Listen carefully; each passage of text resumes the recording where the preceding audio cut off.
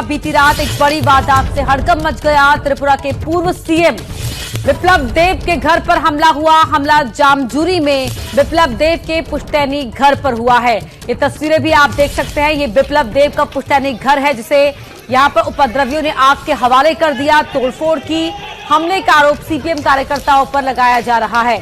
तो पूर्व सीएम बिप्लब देब के इस पैतृक निवास पर यह हमला किया है, जहां पर वहां खड़ी गाड़ियों को तोड़फोड़ की गई, उनके साथ घर में तोड़फोड़ की गई। उसके बाद घर को आग के हवाले कर दिया गया। तो आग की लपटों में घिरा जो आप घर देख रहे हैं वो त्रिपुरा के पूर्व मुख्यमंत्री बिप्लब देब का पैतृक घर है। तो अब सीपीएम पर लग रहे हैं आरोप। दो तस्वीरें आपको दिखा रहे हैं। आज बिप्लब देब के पिता की पुण्यतिथि है, यहाँ हवन होना है जिसके लिए पुजारी यहाँ पहुंचे हुए थे और आज पूर्व सीएम भी पहुंचने वाले थे, लेकिन उससे पहले ही बीती रात को अचानक भीड़ आती है, आगजनी करती है, तोड़फोड़ करती है। बताया जा रहा है कि पुजारियों को भी निशाना बनाया गया। ये देखिए, ये आप मोटरसाइकिल को, गाड़ी की क्या हालत की है वो देख पा रहे हैं। जब आसपास के लोग इकट्ठा हो गए उसके बाद यहां से हमलावर भाग खड़े हुए। ये दो तस्वीरें आपको दिखा रहे हैं जामजूरी की, जहां पर ये हंगामा हुआ है बिप्लब देब के पैतृक आवास पर, जहां पर हमलावर पहुंचते हैं, तोड़फोड़ करते हैं, गाड़ियों को नुकसान पहुंचाते हैं, उसके बाद घर को आग के हवाले कर देते हैं।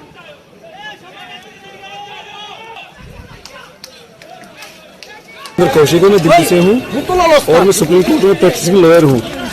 हम यहाँ माता सुंदरी के दर्शन करने आए हुए थे और हमारे गुरुदेव जी के सानिध्य में यहाँ पे कल पूजा पाठ होना था। श्री श्री ये पीठाधीश्वर जी हैं त्रिपुरा सुंदरी के हरिओम जी महाराज, तो उन्होंने हमें यहाँ यज्ञ के निरीक्षण के लिए भेजा था। एकदम से मुसलमानों की बहुत भारी भीड़ आई और उन्होंने मेरे ऊपर जानलेवा हमला कर दिया और मैं गाड़ी से जैसे निकल के भागा तो गाड़ी पे उन्होंने पत्थर बरसाने और ये आपके सामने जो भी हालात है और मैं चिल्लाता रहा, भाई मेरी गाड़ी, मेरा क्या लेना देना, मेरा क्या लेना देना। और वो कहते रहे कि आएगा तो सीपीएम आएगा, नहीं तो कोई नहीं रहेगा। बड़ी खबर आपको बता दें, देखिए कंझावला कांड में अंजलि के दोस्त निधि का बड़ा खुलासा सामने आया है। कार ने सामने से स्कूटी को टक्कर मारी थी और टक्कर लगने से कार के नीचे चली गई थी अंजलि। कार सवार लोगों को पता था कि कार के नीचे एक लड़की गिरी हुई है, फिर भी उन लोगों ने कार नहीं रोकी। आरोपियों ने कार को आगे पीछे किया और फिर अंजलि को घसीटते हुए चले गए। यह दावा अंजलि की दोस्त निधि ने किया है, जो उस वक्त जिस वक्त यह हादसा हुआ स्कूटी पर अंजलि के साथ मौजूद थी।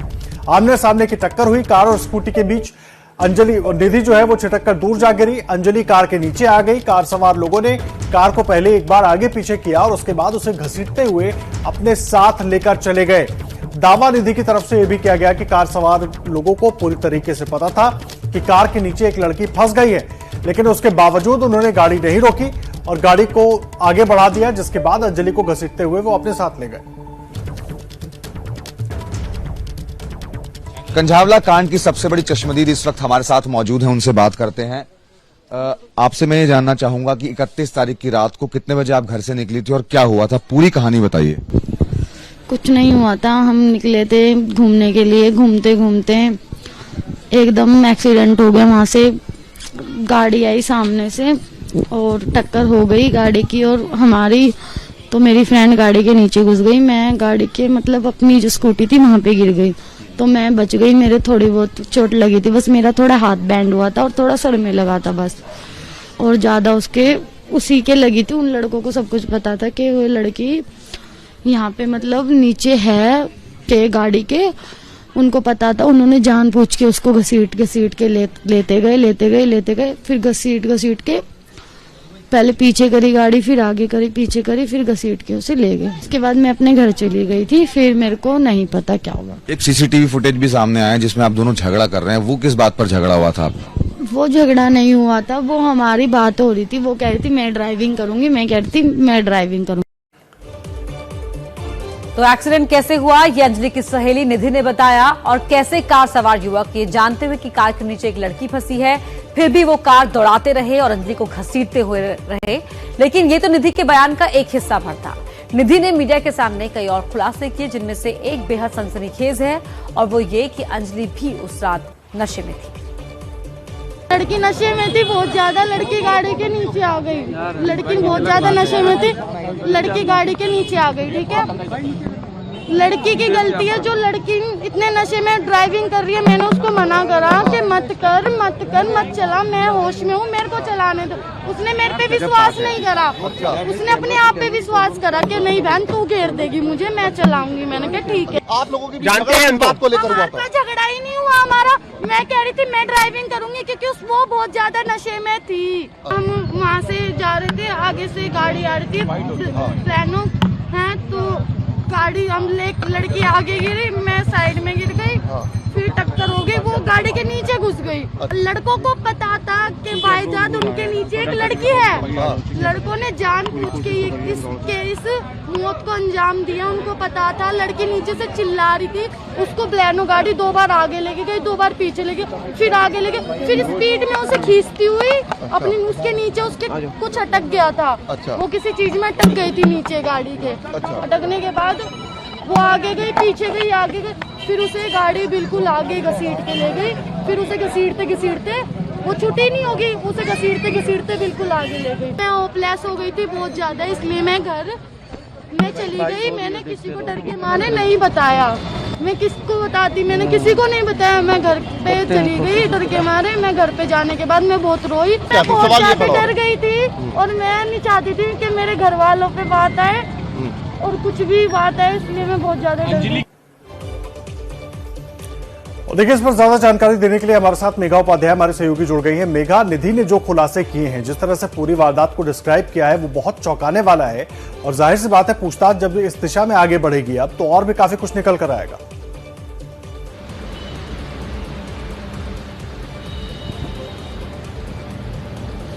जी बिल्कुल आदर्श, निधि ने जो भी खुलासे किए हैं वो बहुत ज़्यादा चौंकाने वाले हैं, क्योंकि निधि उस वक्त साथ में मौजूद थी। स्कूटी पे दोनों निधि और अंजलि सवार थी। अंजलि ड्राइव कर रही थी, जैसा निधि ने भी बताया, और जैसा सीसीटीवी फुटेज में हम देख भी सकते हैं कि अंजलि ड्राइव कर रही थी। और सबसे बड़ी बात जो निधि ने बताई वो यही थी कि अंजलि खुद भी नशे में थी। हालांकि मौके पर ये दोनों मौजूद थे, क्या कुछ और हुआ ये निधि से और लगातार उससे भी जानने की कोशिश की जा रही है, या फिर जो भी अपराधी जो 4 इसमें सामने आए हैं उनसे भी बातचीत करने की कोशिश की जा रही है कि और कुछ क्या क्या हुआ। और साथ में पुलिस भी जो है वो कैमरों के जरिए, जो लगातार पूरे रास्ते में कैमरे लगे हुए हैं, उसके जरिए लगातार रोड मैप करके निकालने की कोशिश करी कि कुछ नया और निकल करके सामने आए या फिर कुछ नया खुलासा हो। लगातार पुलिस भी जानने की कोशिश कर रही है और लगातार पूरा जो है पड़ताल इस पूरे मामले में जो दरिंदगी हुई है, अंजलि के साथ जो हादसा तो नहीं कह सकते, दरिंदगी हुई है, इसको लेकर के जांच पड़ताल कर रही है। और निधि के खुलासे जाहिर सी बात है बहुत ज्यादा चौंकाने वाले हैं और बहुत ज्यादा इसके बाद जो है पूरा मामला है एक नया रुख लेगा, क्योंकि अब तक जो है पूरा जो इल्जाम था वो कहीं ना कहीं गुनहगारों पे था, पर एक जो नया मोड़ निकल के सामने आया है वो ये है कि अंजलि खुद भी नशे में थी।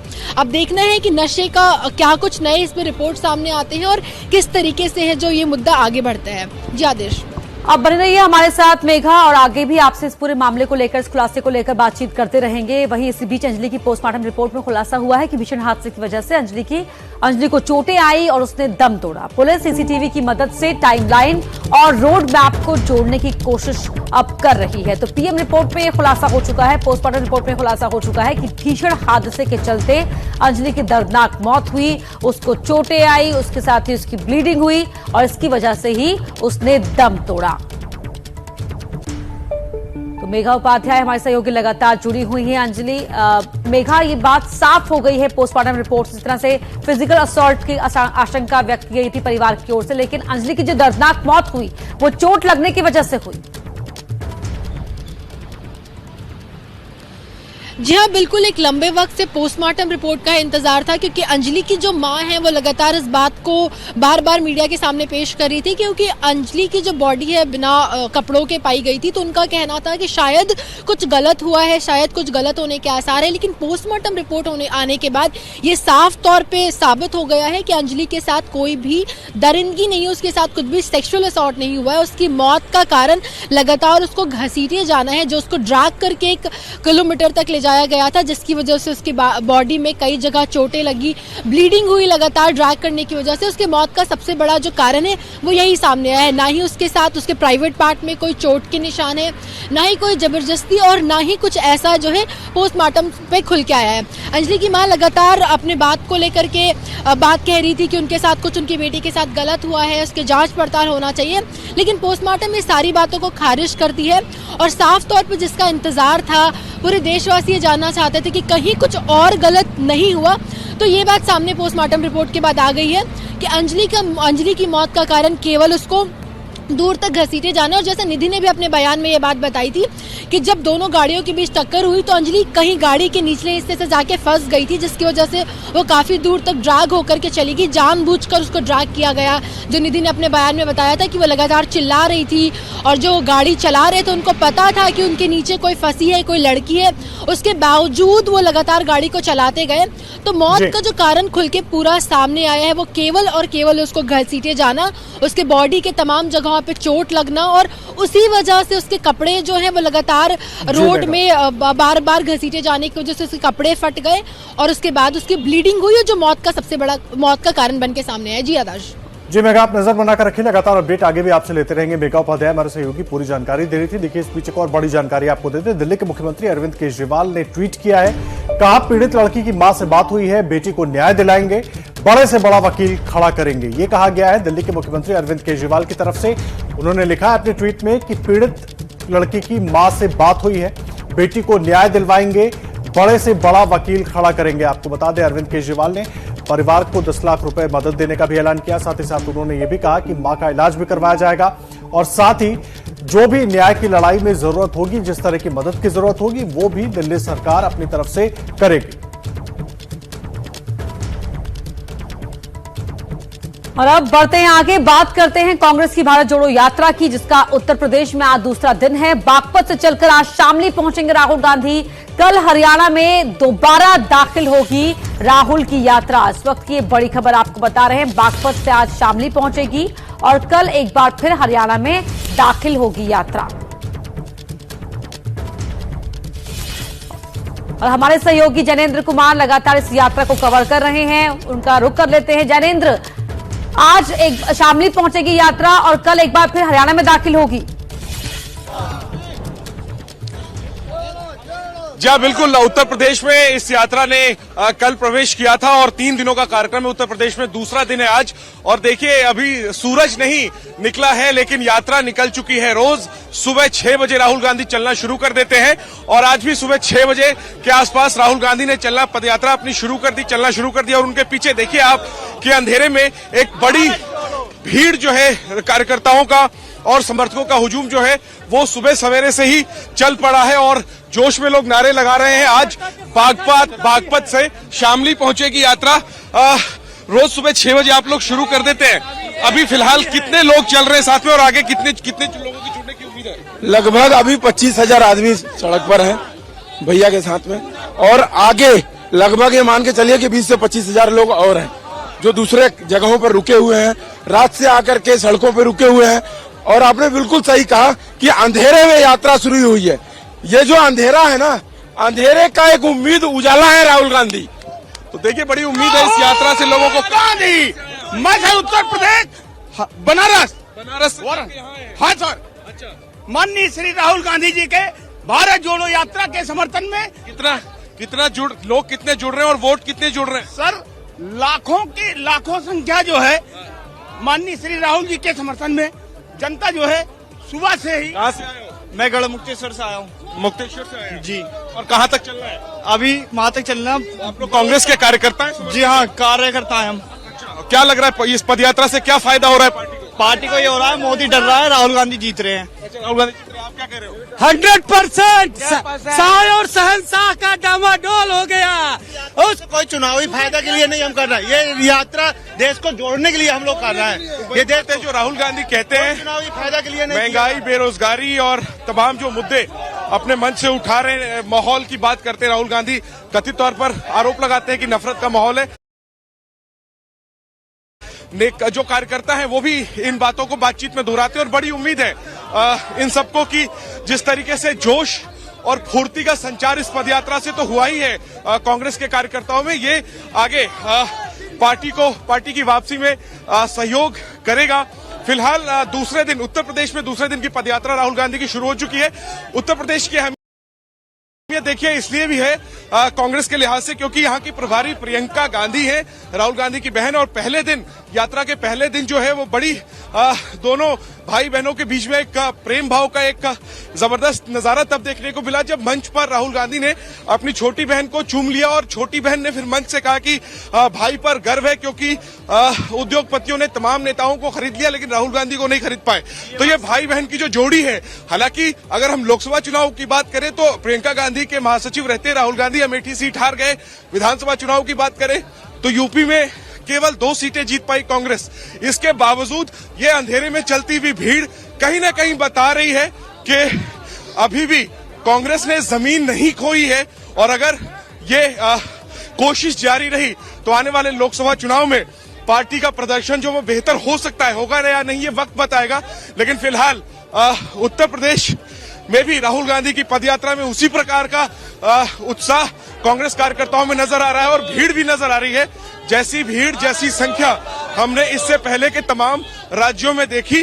और बिल्कुल आपने जो शुरुआत में कहा कि यात्रा कल हरियाणा में प्रवेश करेगी, इससे पहले भी हरियाणा में यात्रा चल चुकी है। दिल्ली आई, दिल्ली से उत्तर प्रदेश और अब कल पानीपत ये यात्रा पहुंचेगी और फिर 5 दिन हरियाणा और 10 दिन पंजाब से गुजरने के बाद जम्मू कश्मीर ये यात्रा पहुंचेगी और 30 तारीख को यात्रा खत्म होगी। और तब तक रोज का यही कार्यक्रम है। सुबह 6 बजे यात्रा शुरू हो जाती है, सुबह में 3-4 घंटे यात्रा चलती है और फिर ब्रेक होता है और फिर शाम को यात्रा 3 घंटे चलती है। आज भी राहुल गांधी को और उनके साथ सभी पदयात्रियों को 25 किलोमीटर पैदल चलना है। बागपत से फिलहाल यात्रा निकल रही है और इस यात्रा को आज शामली पहुंचना है। जी अपना जी